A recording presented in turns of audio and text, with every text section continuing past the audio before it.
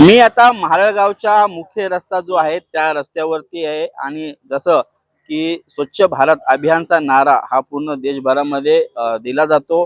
पण त्याचे जे माळगावमध्ये 3:13 वाजलेले आपल्याला पाहायला मिळते, कारण इथं तुम्ही पाहू शकता माझ्या पाठीमागं की किती मोठ्या प्रमाणात या रस्त्यावरती जे आहे कचऱ्याचा ढीग जो आहे तो साचलेला आहे आणि याच्यामधून जे दुर्गंधी पसरत आहे. इथून नागरिक जे ये जा करतात, ते विद्यार्थी ये जा करतात, ते त्यांना देखील या दुर्गंधीचा भरपूर मोठ्या प्रमाणात त्रास होतोय आणि आरोग्याचा धोका देखील निर्माण होतोय.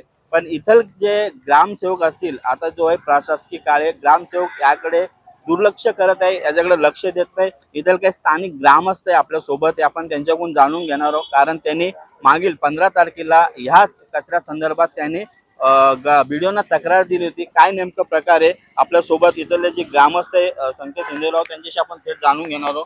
काय नेमका हा प्रकार आहे? तुम्ही व्हिडिओला याची 15 तारखेला तक्रार दिली होती, तरी देखील हा कचरा जसा तसा ते उचलला जात नाही. काय नेमकं सांगा? धन्यवाद. आपले पहिले खूप खूप धन्यवाद आपल्या चॅनलचे, कारण आपण हा मुद्दा खूप चांगल्या पद्धतीने घेतलेला आहे. लोकांची कचऱ्याची समस्या, लोकांच्या आरोग्याशी खेळ जो चाललेला आहे, मारळ ग्रामपंचायतीतील ज्या ग्रामसेवक आहेत त्यांना आपण वारंवार तक्रार केलेली होती. पर्सनली भेटूनही आपण त्यांना सांगितलेलं होतं.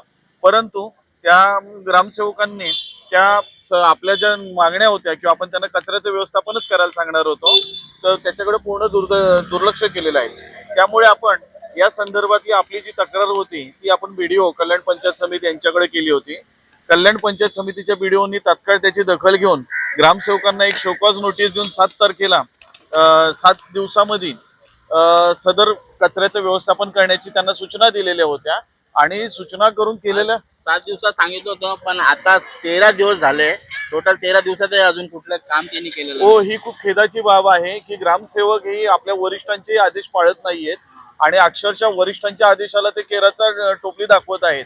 आता त्यामुळे व्यथित होऊन आम्ही आता जिल्हा परिषद कार्यालयात आम्ही अर्ज केलेला आहे. परंतु आम्ही जे व्हिडिओ जे आहेत त्यांना आम्ही या संदर्भात पुन्हा लेखी कळवलेलं आहे की आपल्या ग्रामसेवकांनी कुठलंही काम केलेलं नाहीये. त्यामुळे आपण या सदर जागेचा आपण व्यक्तीच्या जागेवर येऊन पंचनामा करावा आणि सदर ग्रामसेवकाला आपण सेवेतून निलंबित करावं. आता जर आपण निलंबनाची मागणी केली आहे, जर निलंबन नाही झालं तर आपली पुढची भूमिका काय असणार आहे?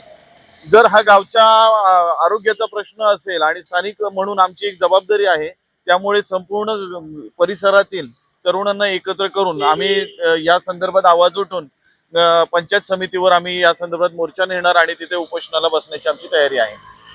हे होते येथील ग्रामस्थ, ते त्यांच्या ज्या प्रतिक्रिया आहेत त्या आपण जाणून घेतलेल्या आहेत की जर व्हिडिओने यावर कारवाई नाही केली तर आम्ही मोठ्या प्रमाणात तरुणाचा जो आहे मोर्चा जो आहे तो आम्ही पंचायत समितीवर नेणार. कॅमेरामॅन निकेश जैनसह संदीप साळवे, LS मराठी, मारळगाव.